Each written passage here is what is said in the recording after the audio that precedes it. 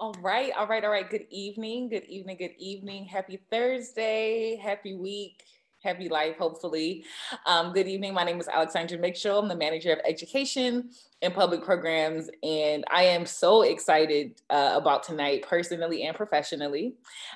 This is a really special night for most of us who love sci-fi, who Afrofuturism, who love Octavia Butler. It's our geek out dream night with two of her foremost thinkers and creators.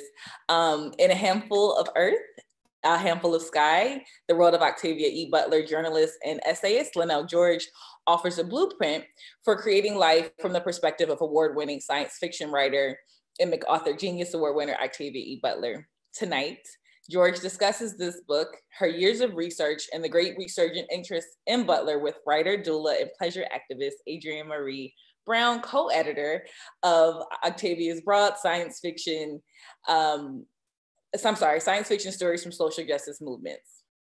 Adrienne Maree Brown is the writer in residence at the Emergence Strategy Ideation Institute and the author of We Will Not Cancel Us in the Dreams of Transformation Justice, Pleasure Activism, The Politics of Feeling Good, Emergent Strategy, Shaping Change, Changing Worlds, and How to Get Stupid White Men Out of Office. She is the co-host of How to Survive the End of the World in Octavia's Parables podcast. Adrienne is rooted in Detroit, Michigan. Lynell George is a LA-based journalist and essayist. She's had a long career here in Los Angeles in journalism as a staff writer for both the Los Angeles Times and LA Weekly, focused on social issues, human behavior, visual arts, music, and literature. Her arts and culture writing has been featured on KCET, Artbound, and KPCC's The Frame.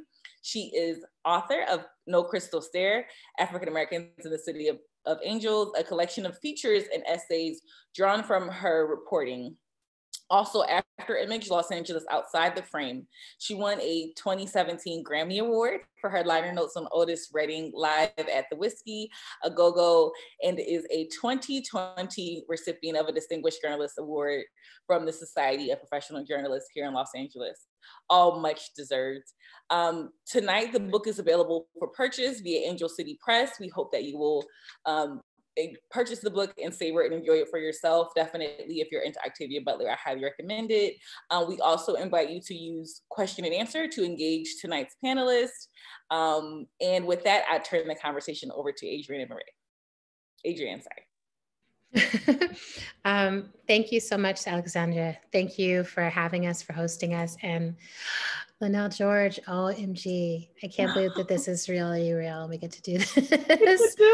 We get to do this. We get to just connect and love and talk about what we love. I have to tell you, I told you this as we were preparing, but I want everyone else to hear. When I saw that this book was coming out, I just want people to know, I tripped over myself to run and order a copy of it and was astounded that it existed, that you existed, that all of this was happening. And I remembered then that I'd seen you in the Clock Shop Radio Imagination whole thing that had happened. Mm-hmm. And I was like, oh, this, I wanted to go to the archives.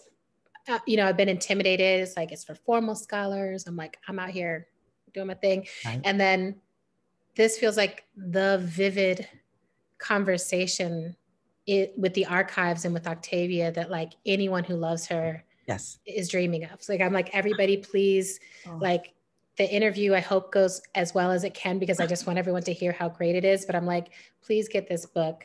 It feels like, I always think if we were to go into the archives, I would never, ever leave. Yes. And I'm like, I want to ask you everything about how you went in the archives and how you found what you found to put into this. So you started this as a posthumous project, as a posthumous interview with Octavia, right? It was like, I'm going to go in the archives and find her and have a conversation with her for the Radio Imagination, Clock Shop thing. And what would you now call the book that emerged, and how did you craft out such precise offers for this? Wow, this is such a good question, because it truly was a journey, and I really let her lead me. Uh-huh. Even with the posthumous interview, because when I was given this as my charge, well, what is that going to look like? What is it going to sound like? What is it going to feel like? Yes. And you go into the archive and it's boxes, and there are 400, almost 400 boxes, 380 something boxes. And so you're like, where do you start? Mm-hmm. And I was looking for, all I knew as a reporter, I wanted a voice that wasn't a formal voice. I wanted her in her most, at first I wasn't thinking most unguarded. I just wanted her more casual, more, I wanted conversation. So then I was looking for, so I started looking at the journals, and I started looking at the letters. And then I started looking at the marginalia, which gave me a sense of her days. Yes. And the questions she asked herself. So as I was completing that assignment, that piece, I began to realize, as you said, I didn't want to leave. I wasn't done. I could tell, like, I was, there's something else here. And I started to just really become drawn to these really humble items of hers when I would touch certain things, like her library card or her old bus pass, or her really early childhood journal. You know, there's energy in those objects. Yes. And so I found myself revisiting these things and in particular items. And then I ran across a quote of hers. She was often asked, as you know, what is science fiction, and what is science fiction for Black people in particular? And one of her answers just struck me. It was a handful of earth, a handful of sky, and everything around and in between. And that's when it hit me. Again, her leading. Yes. Objects, pick the objects. It's a recipe. It's a handful of this, a handful of that. How do you become a creative person? How do you become yourself, really? Yes. You feel like you have nothing. When people tell you you have nothing, she made a marvelous, miraculous life with the things she had. She focused on what she had. Yeah, I have this question that I was going to put later in our conversation, but because you went here right away, I'm going to go here right away too. Because one of the whole first half of the book for me really feels shaped by Octavia's class experience and by her navigation of like poverty and working. And I kept thinking about how for so many of us as Black women writers, this is what writing is. It's like we're trying to make a living somehow and scraping out the time around that to create something, to write. And that it becomes on the edges of our lives. And so much of her manifestation is like, this is going to resource me. I'm going to make money. I'm not going to be broke my whole life. But so much of this book that you offered is like learning how she navigated poverty. And I wondered if you could share with those who are watching some of the practices and some of the tools that she came up with to be with what was while manifesting what she wanted. Sure. I think one of the things that really is important, the two things that I see she really leaned on, and I know we're going to talk more about this later, but it was this idea of finding a place to feed herself, because they didn't have extra money, and so her mother worked she worked as a domestic in home, and so sometimes she would get cast-offs.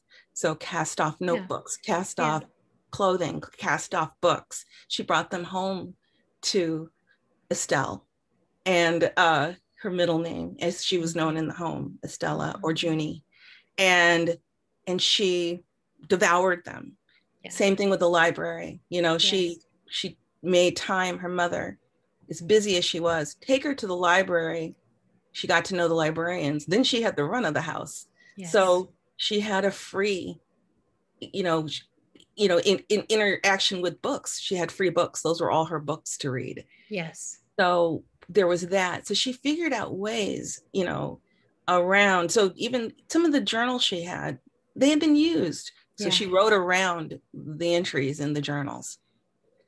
So making things stretch and opening up pages. That's right. I love that. And I love that there was this consistent sense of this is right now and I am creating my future. Like what we see her characters do so often is be like, okay, this is what is. And my work, my role is to create what's going to be. So you've given us a sense a little bit of Estelle, the child, you know, that we're her writing life begins as a child. I'd love for you to tell us a little bit, like you're in Pasadena right now. What is it like to be in Pasadena? I feel like we have to shout out Ayanna Jameson right now. And like, Ayanna. What is it? Ayanna, who is the Octavia E. Butler Legacy Network with Moya Bailey. Ayanna is the first person who showed me like the Octavia Pasadena tour and her gravesite and everything. But what was it like for you recognizing that you were on the sacred ground of Octavia's life? It was so surreal in a way. I'm sitting in this very chilly reading room at the Huntington, and it's so quiet in this room. And I'm going through papers and I'm looking at return addresses because, as I said, I was looking at letters in particular or her bills, you know, and I realized, wait, I started like copying down addresses, and I thought, I can walk to 3 of her residences from my house. I live in the part of Pasadena that people don't know, you know, like when you think about Pasadena and the Rose Bowl and all of that, you know, I mean, I'm near the Rose Bowl, but it's not that beautiful shot that you see, you know, when the parade starts. I'm way north up against the hills, you know, in Altadena, which is where she was. And it's a different world. Yes. And I remember when I moved in, I remember asking my neighbor, you know, it's really clear, you know, that this neighborhood is so different from the other Pasadenas. And he was telling me about the history of restrictive covenants here. And in the neighborhood we live in is where the people who worked, you know, in San Marino lived, you know, so those class lines are still in place. Yeah. So that's what so in my head, I still have a sense of what her Pasadena looked like, felt like, you know, and how she must have felt days where like she was like on moonscape. It just must have felt so uncomfortable for her, you know, without the proper, you know, exactly. Gear, I don't have my suit. I don't have what I need. That's right. Yeah. So there's this paralleling that happens between you and her that I kept feeling throughout the text. And one thing is, she says, what is not imagined is not attempted, which feels like so central for everything that she was doing. Is the more she understood the world, the more she was like, if something else is going to exist, I must imagine it. You know, we must imagine it. So I felt like you did that with the actual structure of this text. I've never seen a book quite like this. And I want to, for folks who are at home, I want to just sort of hold this up because there's, I'm like, maybe I could do this. Maybe I can pull this off. There's like these pieces of archival material. This is like a notebook that Octavia loved. There's quotes uplifted throughout that are from her journal entries, like specific dates of her journal entries. There's exercises basically that's like, now you need to do this. Here's the list. This is one of my favorite pieces. You have this, you need this, you know, but I've never seen anything like this book because it's like memoir blended with something very practical. It's like, here's how you do the magic of being a creator. So I wanted to ask you, how did you imagine people using this text? Could you share how you imagine people engaging and changing from this text? Absolutely. This is a dream, because when I was sitting because I thought I want this book to be so much, she's the foreground.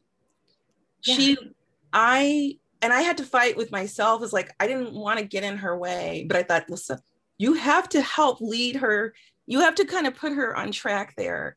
So as I thought about each object, so each chapter represents one object, and that object represents an intention or a tool that she needed to do whatever thing that she needed to, as you said, to intentionally figure out time, moving through time, moving through space, paying her bills.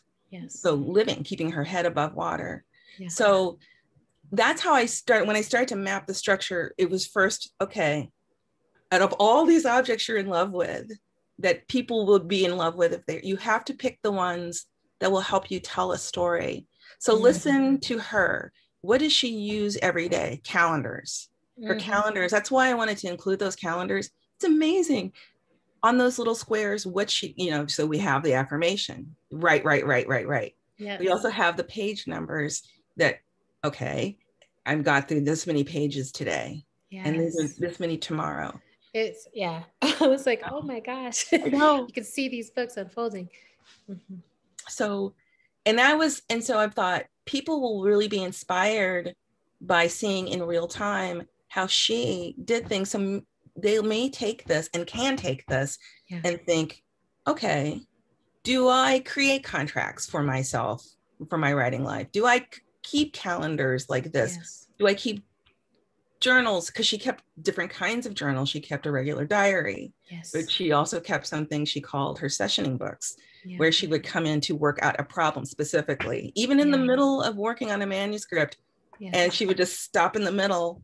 I'm going to session now. So these are ideas. These are ways to help us out of our blocks, of our trouble, to break through, to break away, from things that are trouble, like leave it on the page. So yes, by example. Yeah. Beautiful. It's really a masterpiece. I love it. Next question I have is, one of the things that's still impossible to believe is how often Octavia's work was rejected before she was claimed and put on her path towards becoming a best-selling author. And as you're looking through, as you're reading in the margins, as you're understanding this person, I think you do a great job of showing this in the text, but could you share with us, where do you think that Octavia found within herself that persistence to move through the critique and the rejection that she faced in her early career, especially? I really think a lot of it had to do with, she really early, and this struck me too, and I have one of the journal entries, it's in the 60s, and she's writing out her day as a child. I mean, she's not a little child, she's a teen. Today I'm going to write, this weekend I'm going to write and read. She figured out really early that this was the only thing she could do. Yes. And she really did give herself over to that. And I think even in the darkest periods, and there were some, as you said, dark, long stretches of nothing, of not, and sometimes people wouldn't respond at all, or if they did, it was very unkind, and she would feel down, and she would have to like puff herself back up. But I think she would go back and revisit, who is that person? Who's that person back then, that dream? I have to prove it, not to everyone else. I have to prove it to myself. And I think that's what she kept going back to. There are days I would sit in the archive, and I actually would speak to Ayana about this, and she would have had a really, really difficult day, and I would leave in tears. Yeah. Even still knowing that she got around that, she moved through it. But I just kept thinking, I wish I could move through time to tell her, you're gonna make it. I just wish she didn't have to suffer so much sometimes. I deeply agree with that. I feel that like there's, Toshi and I are doing the parables as a podcast, and we're in the talents right now. And she has this theme in there of the horrible, ordinary story, that everyone has these horrible, ordinary stories. And I felt like that I was like, that's part of what that's exactly moving through. She's like, it's just, I am, working. I was like, I don't understand how you're getting this little sleep. I don't understand how you're being this prolific. I don't understand how you're also working so much, being so misunderstood, being so unseen. And there was just so much. And I was like, that's the horrible, ordinary story of Octavia. And it is hard. The whole time you're reading it, you're like, it's going to be so great. Right. And even after you die, it's going to be like so great. Like everybody knows your name. Everyone is talking about you, just like you predicted. Just like you predicted, exactly. It's like you predicted, like you Babe Ruth this one, you know, it's like you knew. But before I do want to go through, I have like 6 or 7 passages that I was like, I want to talk to you specifically about these pieces. But before that, I wanted to ask you, what did you find most surprising in the archives? Like, did you like really not expect? Oh, this question it's so interesting. One of the things that really surprised me about her, because of the way she's portrayed, or her, you know, this very serious, she had a wicked sense of humor, and wit. And it comes out in so many places, you know, like in letters, you know, to people, like when she would have to remind them, please use my middle initial, you know, exactly. There's a reason, you know, please, but she'd be funny about it. She had a series of other calendars, date books, because she had different kinds of ways she was able to track time. So she also had these like date books, and they all had quotes from famous people in them. And every day she would interact with the quote, you know, and it usually would be funny. She would talk back to it, you know. It would start in a witty way, but then she kind of would get into it with this little, like, you know, 5-line quote. And that really surprised me. And I thought, you know, it really would have been interesting to see more of that. And you see it in the videos, you know, when she's like, you know, in panels where she has to like kind of snap someone back. You see that a little bit. So there is that. And I think the other thing that really did surprise me, and it's something you just touched on about time. I do not know. She really did bend time, and it's shocking for as busy as she was. And there were some years she was going to school, working 2 jobs, and writing. And writing, doing all of those things at once. And I think, you know, as writers, you know this, we all really, you know, okay, we're going to cordon off this period to work. This was beyond that. This was beyond that. And she stuck to her schedule.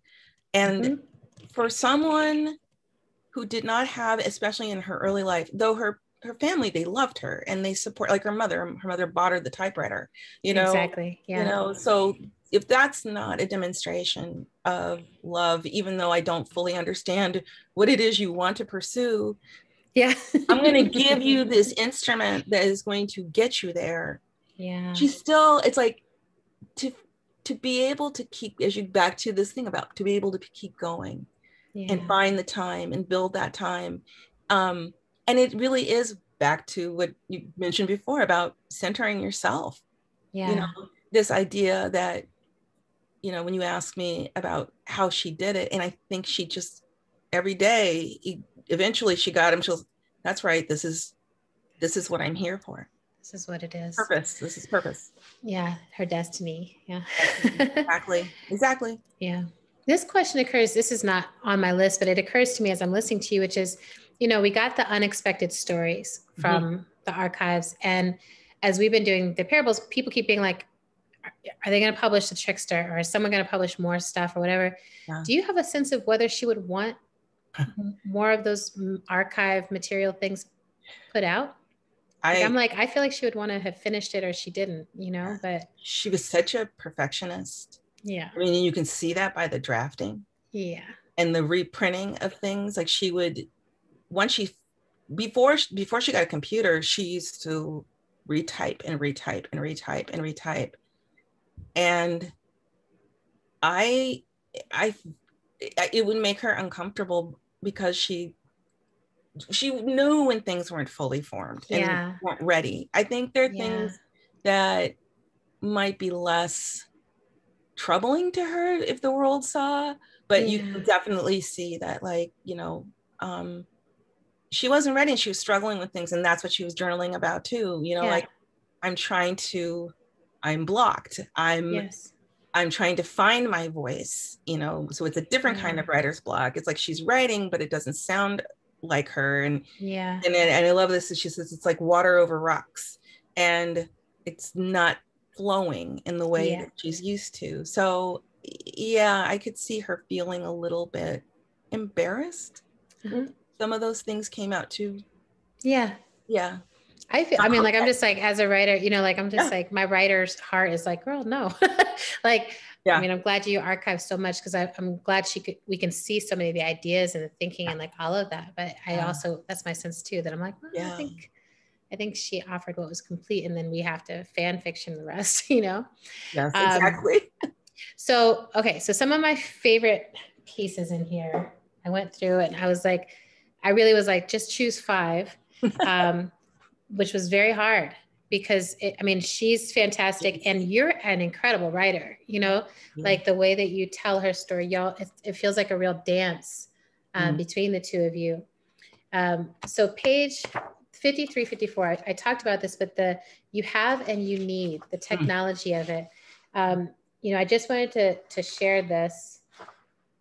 This is, you know, you have radio, television, tape recorder, iron and board, clock, lamps, straightening comb, 2 like it was so precise. Like, you know, you can really imagine her sitting and looking around the 4 walls, you know, and being like, this is the space. And then she's like, you need, and it really is like 2 plates, 2 bowls, 2 glasses, 2 cups, 2 forks. Like there's something so, it's so practical. Yes. And I feel like that shows up in all her characters. Yes. But, you know, there's no, like, she has this manifestation part, but there's a real difference between what she's manifesting and what she's like, this is all I need in order to be a writer and to live my writer's life. Yes. And I just wanted to hear a little more like about this section from you. Thank you. That struck me so much. That's one of those pieces. And I love that you like went right for it, because that's one of them that I kept going back to, because for the reasons that you just articulated, because it's so basic. And there were times that things got really, really, really thin, and she would have to figure out from this really basic stuff what she might have to pawn to make her rent and pay her bills. So this, and again, like even when we were talking about like visualization, and she started very early envisioning what sort of space she would want to live in. And so she would make lists about that and actually write a description of the room as if she was writing a book. You know, it's a scene in the book. And every one of these she does, it's very simple, but every single one includes an office and a desk where she can work. So practical, simple, even in her dreaming, you know, her dreaming was just, she wanted to have these solid things that set her in a place. I love that. I love that. I mean, it really is like writing your life. Yes. And I kept thinking of like the Marie Kondo or whatever. It's like, what do you actually like, you know, at the simplest level, like, what do you need to be a writer? And I think many of us as writers, we romanticize, you know, like I've got my desk, I've got a room of my own, I've just got a place. Okay. Thank you for that. So the next section just blew me away on page 56. So she talks about Estelle versus Octavia. So Estelle it says, one way to create a successful public me is to divorce that from private me. The private me likes anonymity, except in print. She is quiet, egotistical, but not overbearing, not well-dressed, fast walking, slow talking, a little timid, but only a little less, a fairly drab person. And then Octavia, the public me loves recognition, wears shoes that make her even taller, wears brightly colored clothing and jewelry, rings, bracelets, necklaces, belts, wears dresses all the time, wears makeup, is outgoing and easy to talk to, is well-spoken. I can choose to dominate or not dominate any situation. I'm in already. As Octavia, I might choose to dominate even more. So reading that, I was just like, holy crap. You know, I was just like, this is, I mean, I don't think I've ever seen it that sparely articulated between like what we do to take our introvert selves and make something that the public can engage with. But I'd love to just hear your thoughts, both on this breakdown of her, and also, do you think she achieved this distinction between these two characters? I was so thrilled to stumble upon that, because it's in a unusual place in the back of another notebook, something she's working on. So obviously this was another brainstorm, but obviously something that had been on her mind and probably had been inspired by something that had happened. Yeah. And I thought about exactly that, like this idea that I'm fed up with trying to pull myself along. There are things I need to do to achieve what I want. Yeah. And you see things in the archive, like she applied to go to charm school and to, but then she would freak out and not want to go, and she would, but she was trying to do things because she knew that I'm timid. I don't like speaking to people. She wanted to be a reporter, for example. She thought she would be a journalist, but I'm too nervous and too timid to do interviews. And I thought, oh my God, she would have been such a great journalist. Seriously. I mean, the questions, the research, exactly. So that said, as I'm watching her, like she's been collecting all of this, and then here comes the moment where I'm writing this all down. This is what I need to do. Once again, you have and you need, and she did. So if you look at her, she was frightened to do public speaking, I mean, just terrified.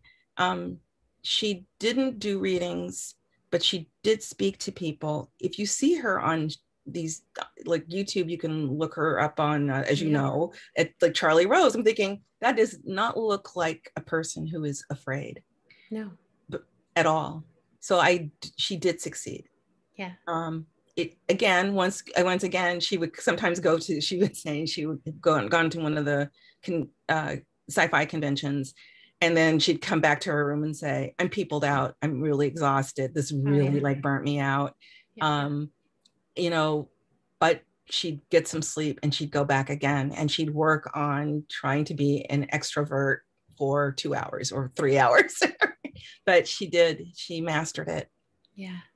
Yeah. I got to meet her once when I was in college, and, I wish I remembered more of it, but that imprint I have is that like distance that, that's like, yes. I'm letting everyone come in, but there's not that like, yes, everyone, I'm loving this energy. And it made so much sense to have that introversion unveiled more and more. Mm-hmm. And I think her characters have this, I think her characters are so often rooted back into the Octavia side. Yes. Like they are characters who are claiming that power, but as it's like, this is my authentic self. Like I am this person who is very comfortable taking up space and being listened to, being seen. Exactly. Although I don't think I ever saw her wear a dress. So no, I'm glad you gave that part up, girl. I don't think you needed to do that. All right. Beautiful. Thank you. So this page, I love it the way it is on here. So it's like the opening page of this chapter 3. And it says, our stories are fiction, our promise is not. And then under that, it says, nothing is easier to waste than time, and nothing is more precious. And I'd love to hear, and this is really an indulgent question, but I'm like, I'd love to hear, like, how did Octavia waste time? I think we get to see so many ways of like how well she used it and scheduled it. But I'm like, I'm a chronic time waster, and I really struggle with this. I'm like, how did she waste her time?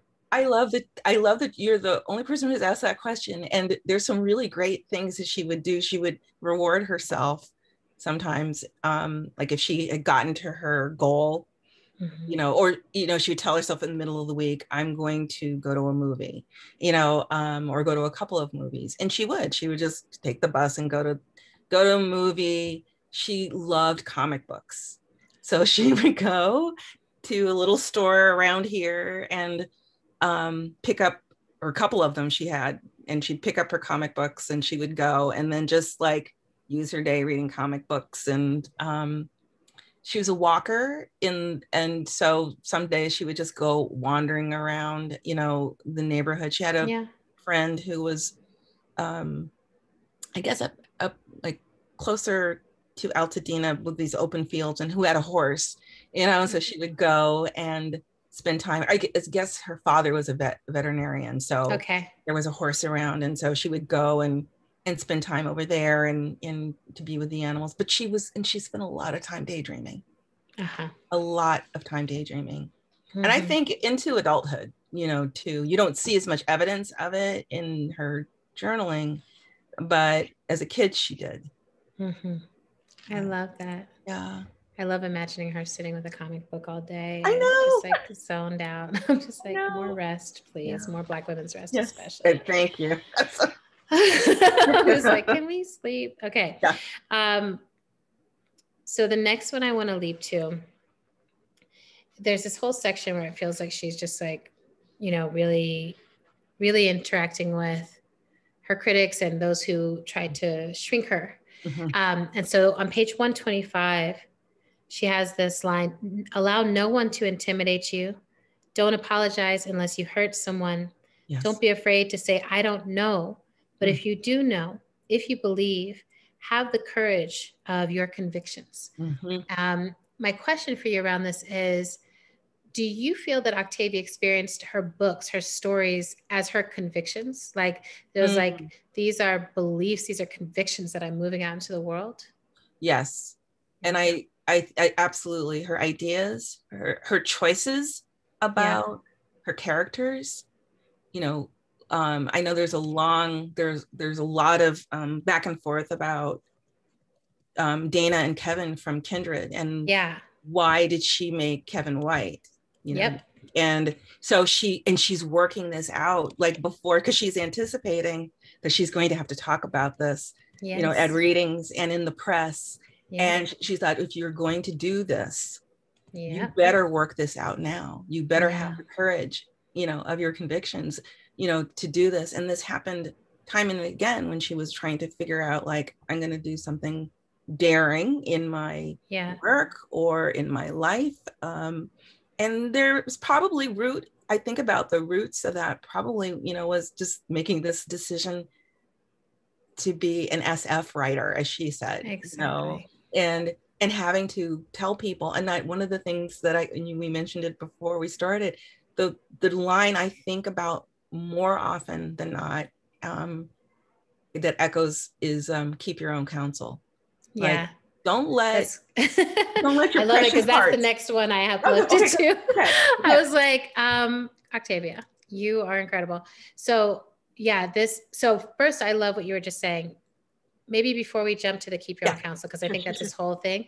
Are there any other pieces that are like convictions like that, where it's like, oh, like choosing to do this with Kevin, choosing, you know, are there other places that you saw in the archives? It's like, this is something that she was like, because she made some tough choices. She did. I'm trying to think of something off the top of my head that she really felt she had to double down on. And because there's a lot of working things out on the page, like even with her relationship, when you talked about she's Octavia, her characters are Octavia, that is so dead on, because one of the decisions she made about Lauren, and the fact when she starts writing about Lauren, you know, from in Parable of the Sower, at first she's like, I don't like her. She didn't like her.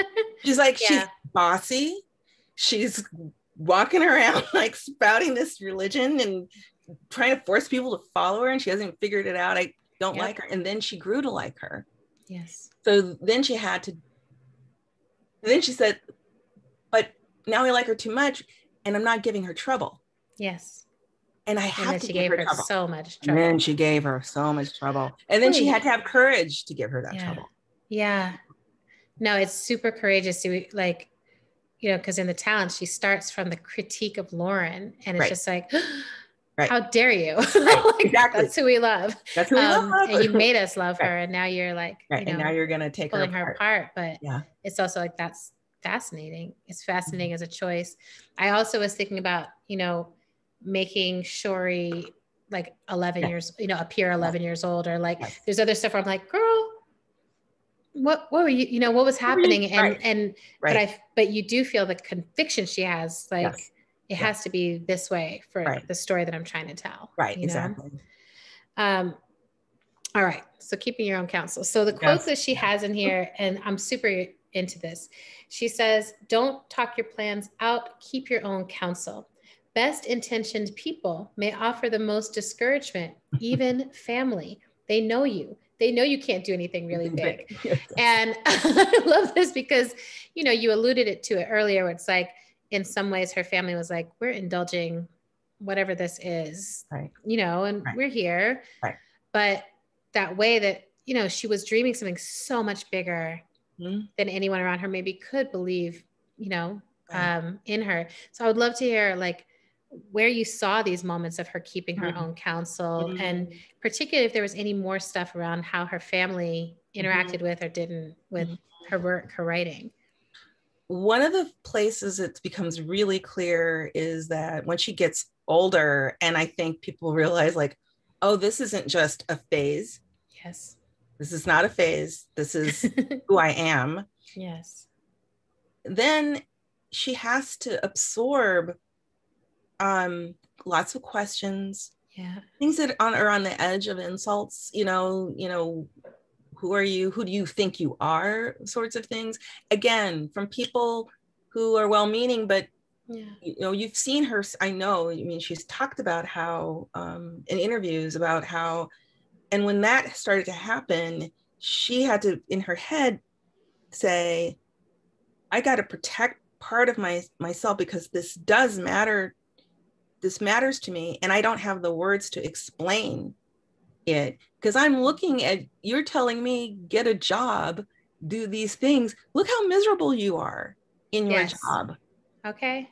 Look how miserable you are, and you want this for me." Yes. And so but she couldn't say that back to them. No. So this is all inside, keeping her own counsel.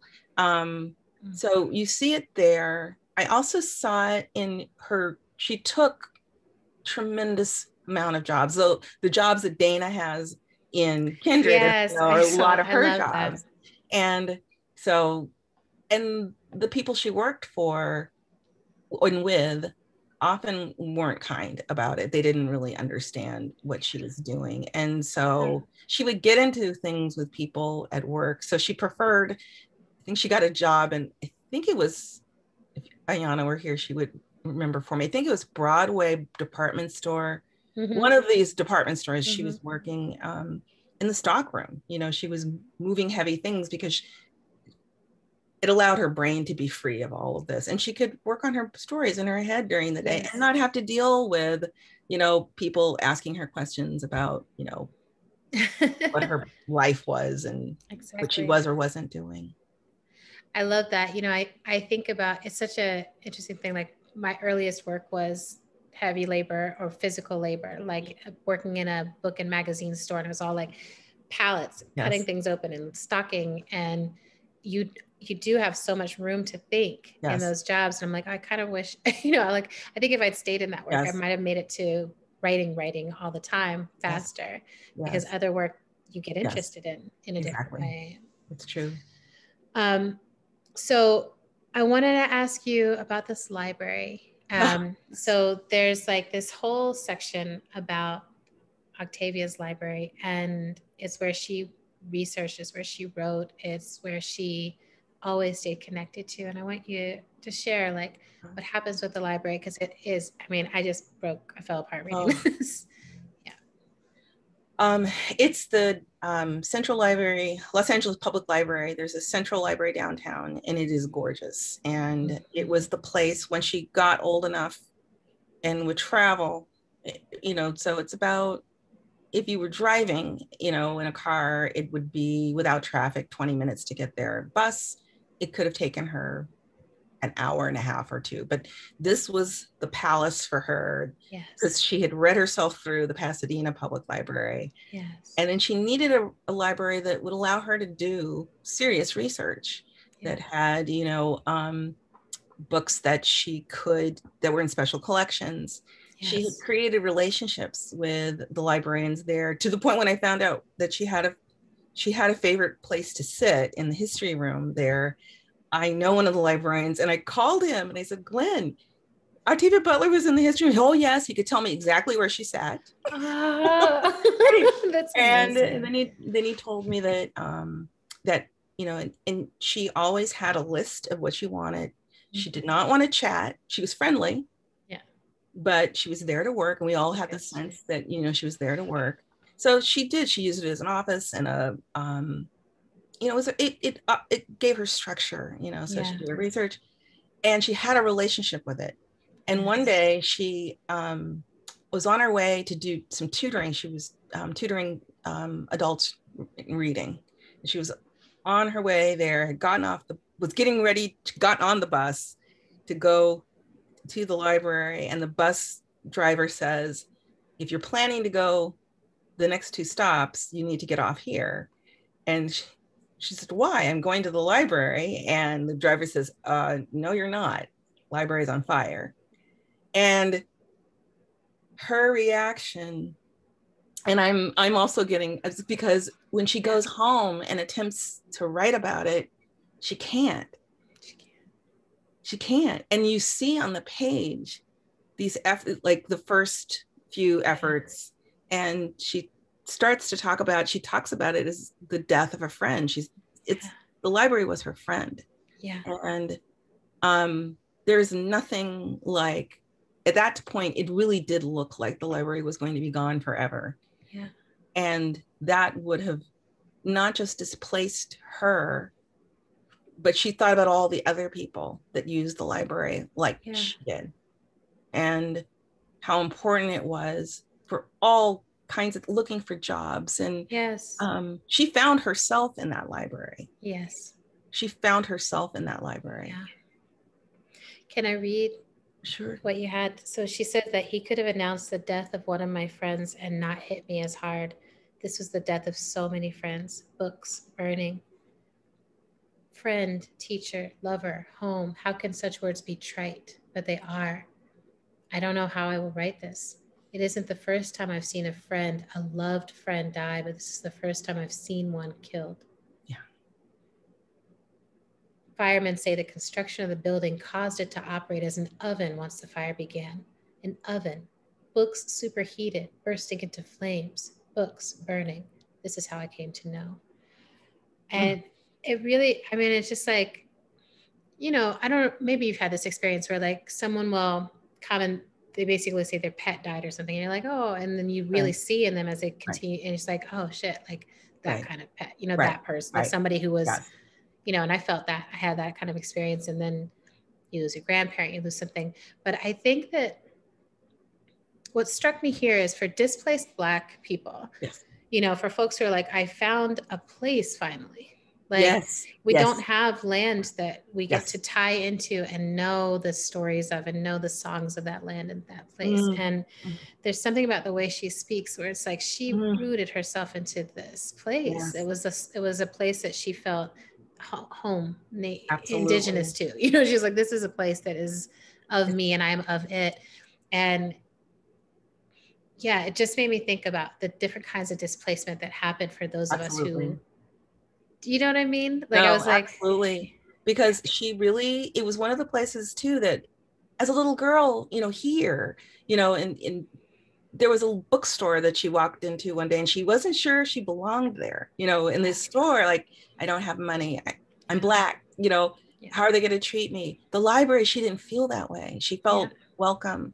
She didn't worry about having money in her pocket, you know, or having even being dressed the right way. I mean, she was always clean and put together, but like, is she supposed to be performing in a certain way? And she didn't have to, you know, there. And that was the thing that really struck me. And here's the thing, you know, even hearing you read those words back, I think about the fact that she was on the bus the day it happened.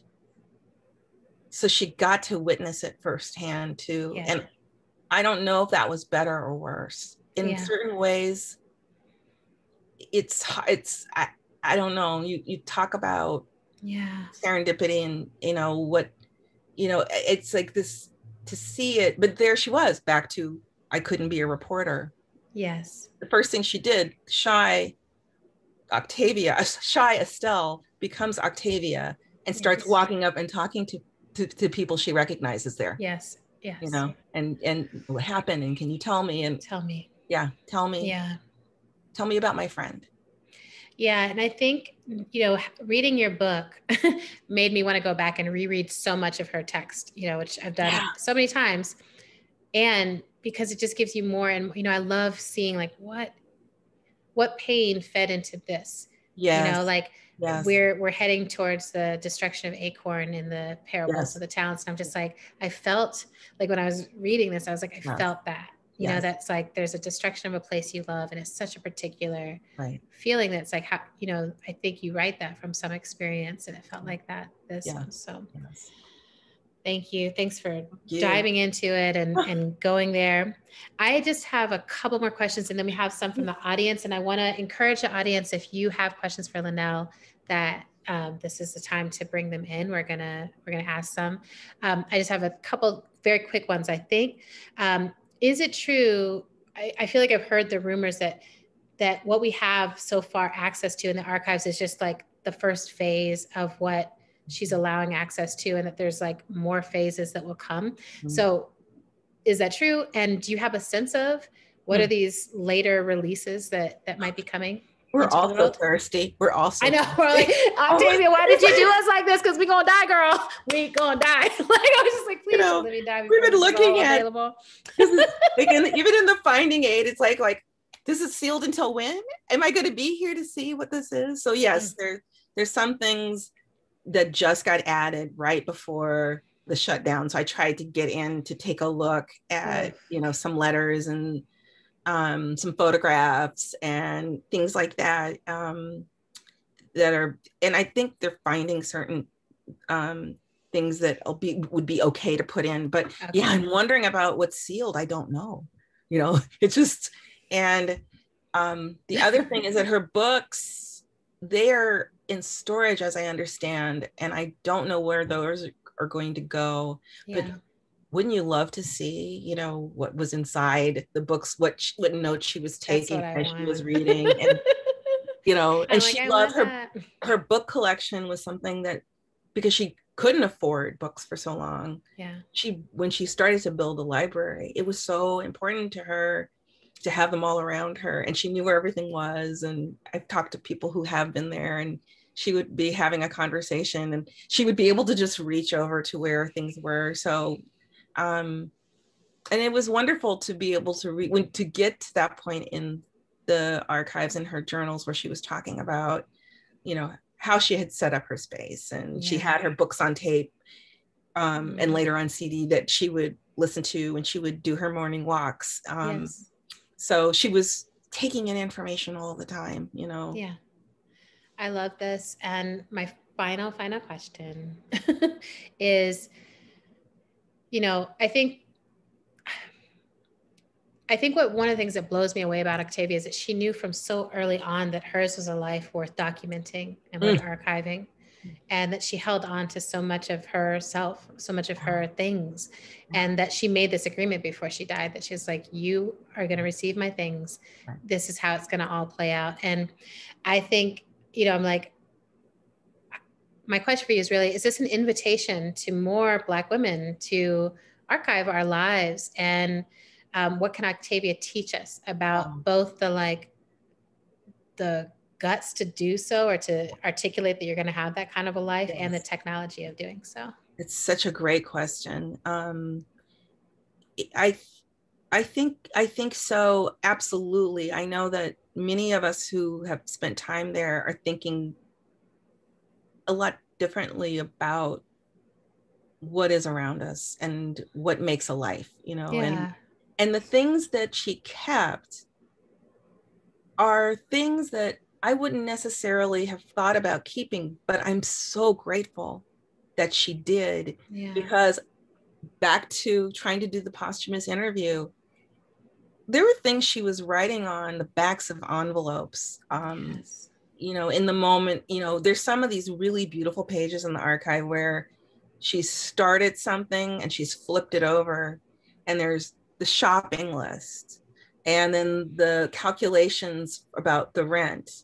And then she's probably seen something on television that's selling some, CD compilation that she wants. So she writes that down, Yes. That's Domino, $9.99, the greatest hits, So you see this beautiful mind, all the busyness of her day on the page. And that's what made me get to know her better. That's great. It's that incidental material, that dashed off. And that has made me think a lot differently about like what matters.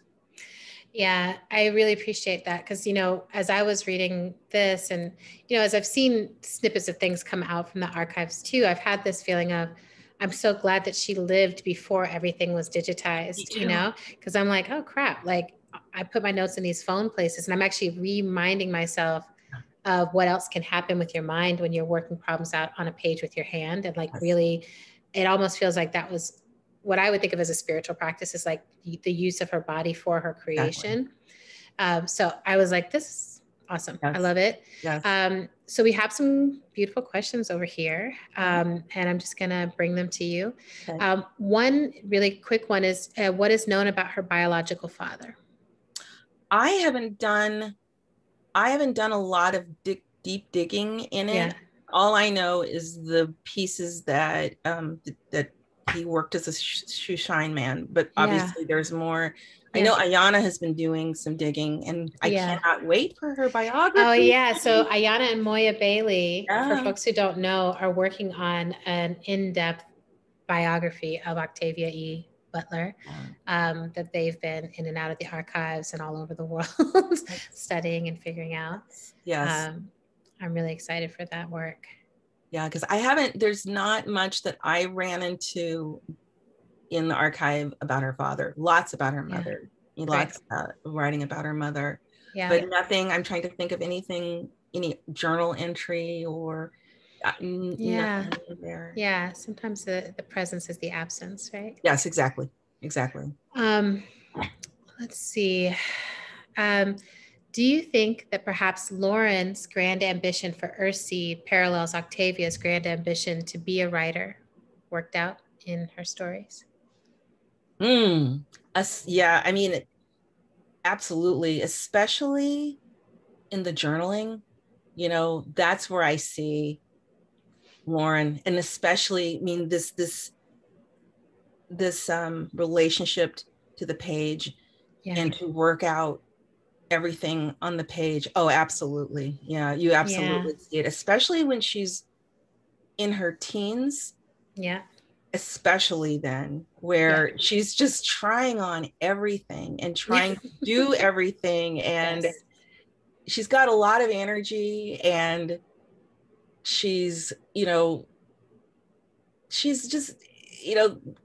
the comic books and the movies, but also the deep reading and deep dreaming.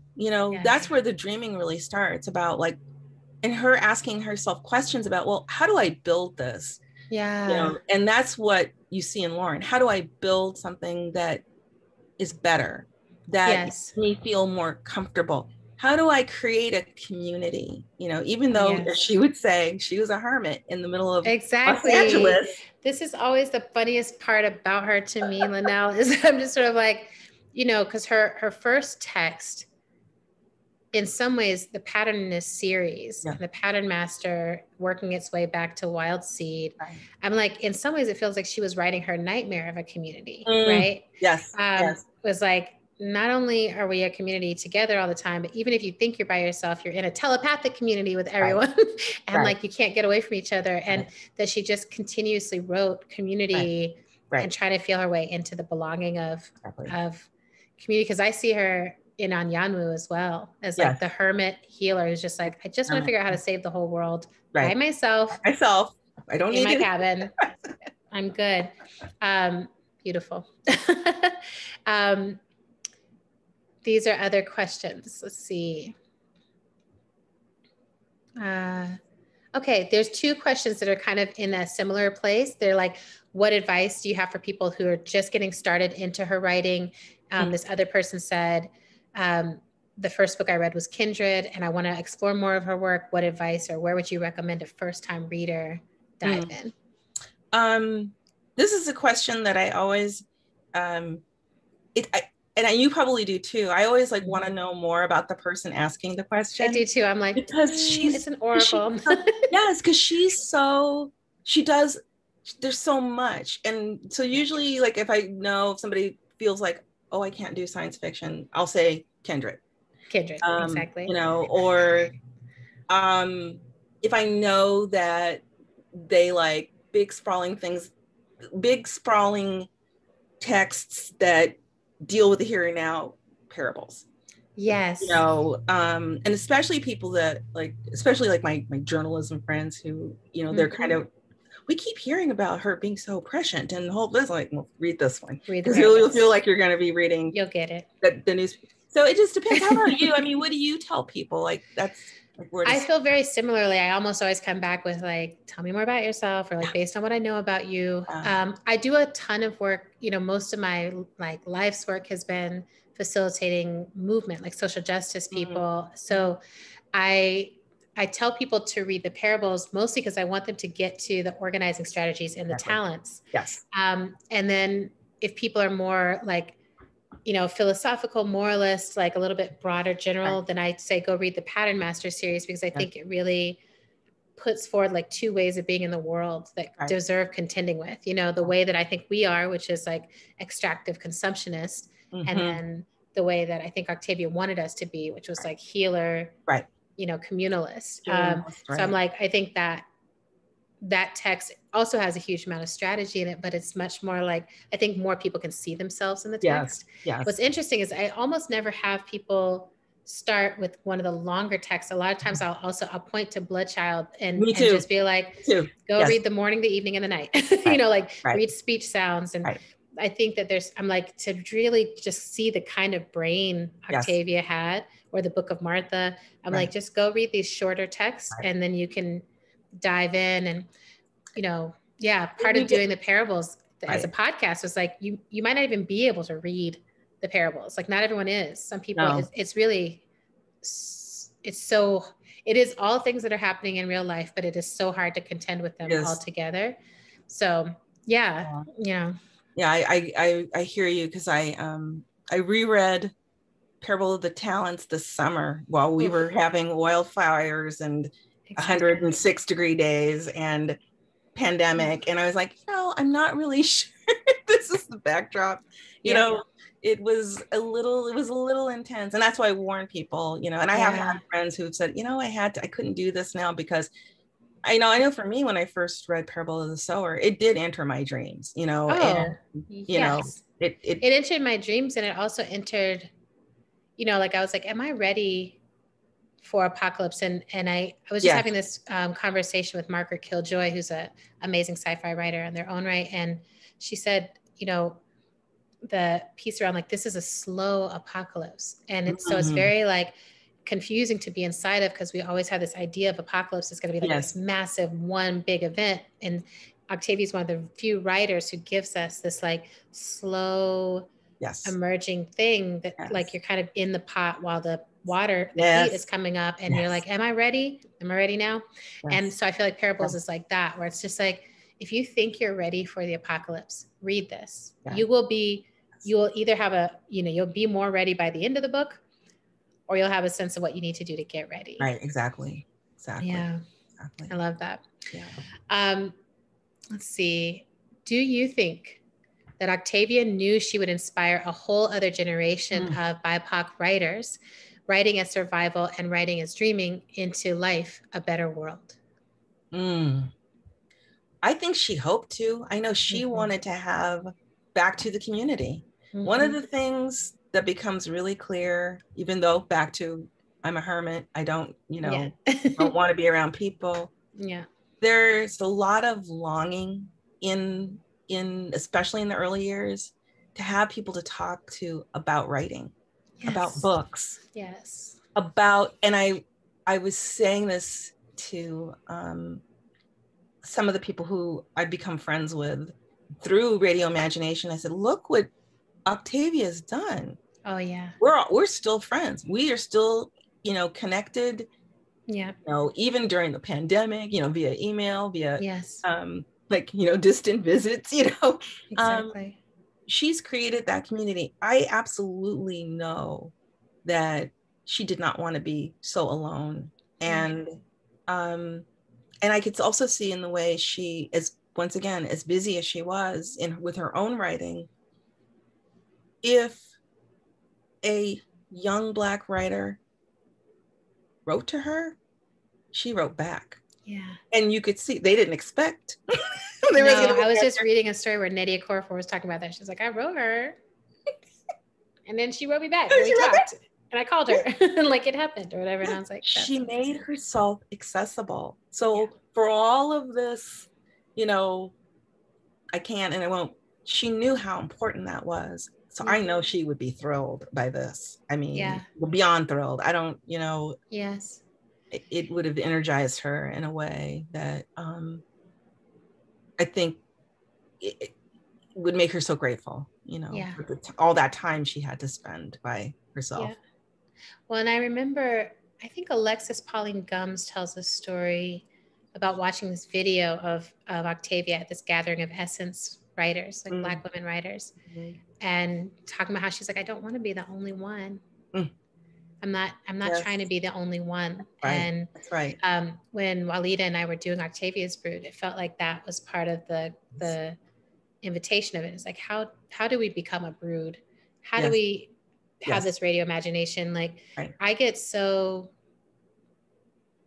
excited because to me, I'm just like, she gave an abundance of offerings that so many people can draw upon and so many people are drawing upon in so many different ways.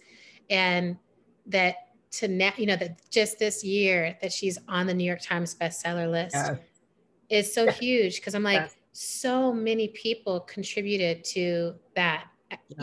There's like no one person or two people. It's just like, it literally is like hundreds of people who are in scholarship of her work and uplifting in all these different ways. So yeah, I think she hoped for it.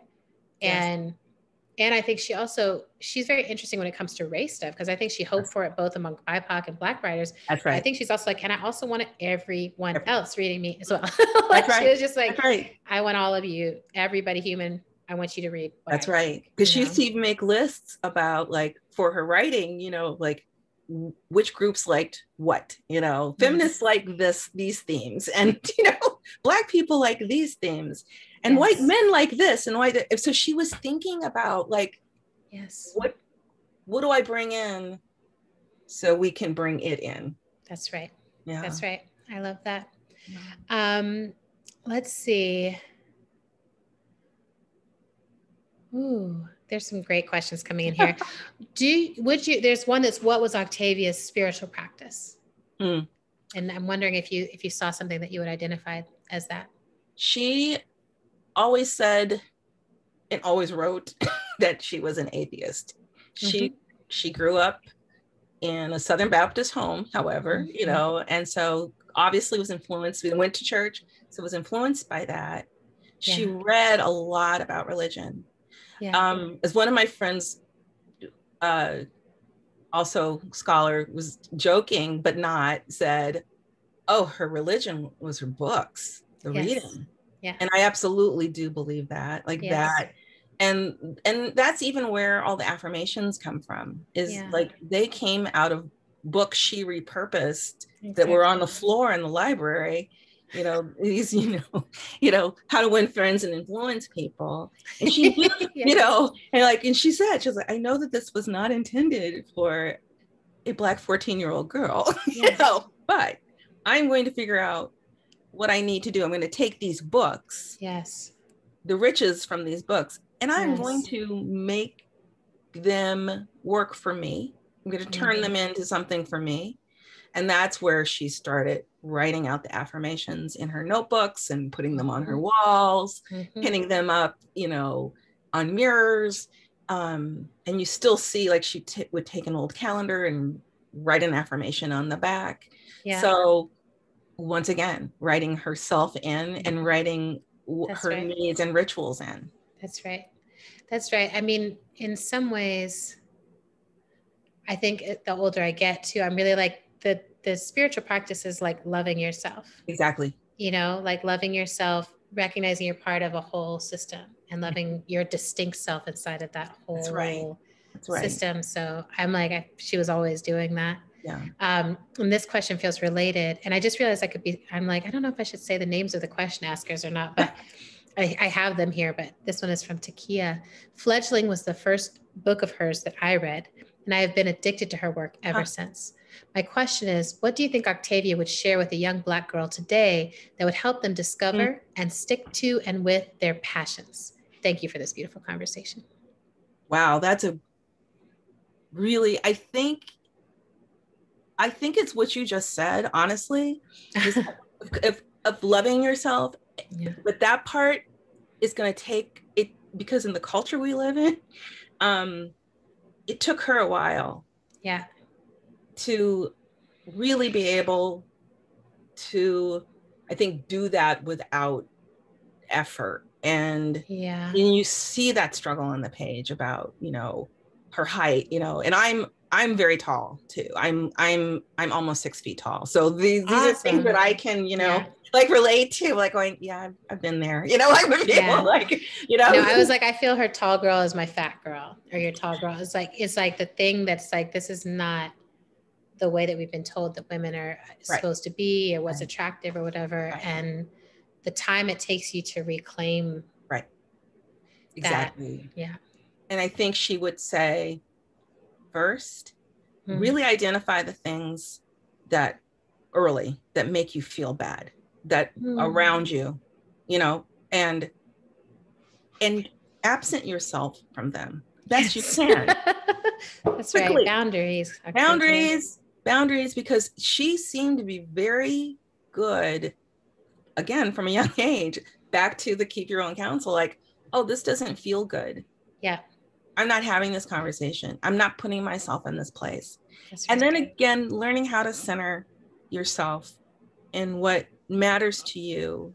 And it doesn't have to be writing. It doesn't have to be, I mean, whatever that thing is that gives you spark, that makes you feel the most authentic you. Yeah. That's where you make the space for. And then you start creating a community around that. And that may be a small community, but love yourself first.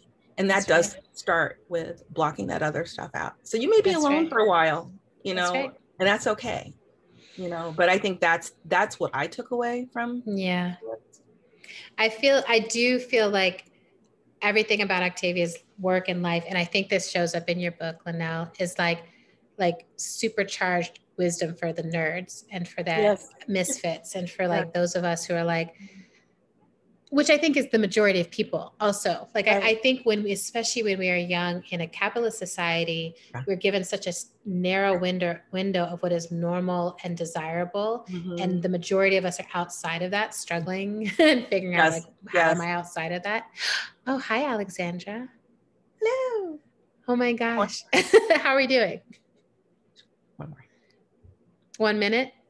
One more. Oh, one more question? Okay, I can read one. Yeah, I was like glad you got it, Linnell, because I was like, what are we doing? All right, so I'm just seeing, I'm like, oh, okay. This is interesting. This is like around, there's 2 questions here that go together, so maybe I'll sneak. So one was, these are about Octavia's life. Did she have a pet? What was her sign? Did she have a best friend who she confided in? What did the archive suggest about her approach to friendship and lovers and desires and connection? She had a dog. Very cute dog. I can't think of the dog's name now. I can't believe, and I can see her handwriting about her dog. She had a dog. She loved animals. I don't know, Adrienne, you've probably seen this beautiful picture of her with a horse. She's got her arm around that horse, and I've never seen her happier. You know, with that green in the back. I love that picture of her. I'm just like, look. Probably one of my favorite ones. She needs pleasure. And what was the other one about friendship? Did she have friends? It was like, yeah, it was like, what's her sign? And did she have a best friend? And what did her archives say about like friendship and desire and connection? She was born on June 22nd, so that makes her Cancer. Thank you. I was like trying to see the chart in my head. No, I actually figured this out last year, that she was a Cancer and so is Lauren, and that she's like the first day of Cancer and Lauren's the last or something. Last day. I love her and her symmetry. Friends, I by chance was seated at a event at the downtown library where Octavia's Palace, and sat down next to her childhood best friend. Oh. And I was, like that. And my air went, and I looked at her and I heard somebody addressing her by her name. And I turned and I said, "Are you blah, blah, blah, blah?" And she said, "Yes." And I said, "Oh my God. I read so much about you in the archive." And, so I kind of fangirled her, but it was so interesting because I asked her, because here's this event where we sat and Octavia's big on the screen. Yes. And I said, "What is this like for you to see this?" And she said, it's really unusual because, I remember the girl with the notebook. I used to see that notebook all the time, her holding that notebook, her, they would go to plays together and movies. And while Octavia absolutely, did prioritize her writing, and that was the most important thing to her, she did have friends. And, and through this project, I have met some of these women and talk about how important. So they have shared pictures of her in these beautiful settings, home settings, laughing. And again, back to that Octavia we don't get to see, where she just looks so comfortable in her skin and happy. So yes, there was time for that, and desire for more community. And that becomes apparent also in the archive, in her journals.